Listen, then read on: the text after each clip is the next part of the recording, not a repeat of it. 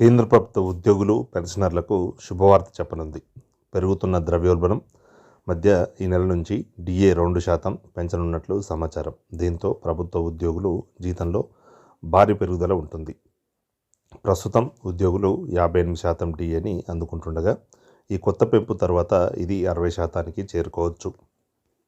ఈ పెరుగుదల ఊహాగానాల ఆధారంగా కాదు, లేబర్ బ్యూరో నుండి వచ్చిన ప్రభుత్వ డేటా ఆధారంగా జరిగింది.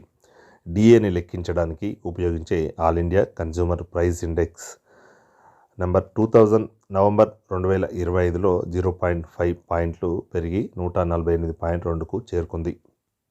7వ వేతన సంఘం నియమాలు డిఏని నిర్ణయించేటప్పుడు గత 12 నెలల సగటును పరిగణలోకి తీసుకుంటాయని పేర్కొంటున్నారు. జూలై నుండి నవంబర్ 2025 వరకు ఉన్న డేటాను పరిశీలిస్తే గ్రాఫ్ స్థిరమైన పెరుగుదల ధోరణిని చూపిస్తోంది.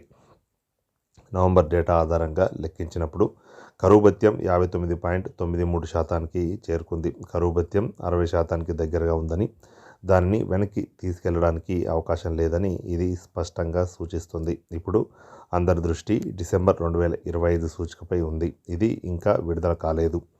అయితే నిపుణులు మార్పు ఉండకపోవచ్చు అంటున్నారు. ప్రభుత్వ విధానం ప్రకారం కరువు భత్యాన్ని దశాంశాలలో కూడా పూర్ణ సంఖ్యలో ప్రకటించాలి. అందువల్ల 60% నుంచి 60.99% మధ్య ఉన్న ఏదైనా సంఖ్య తీసుకొని చివరికి 60%గా పరిగణించే అవకాశం ఉంది. ఎప్పుడు ప్రకటిస్తారు?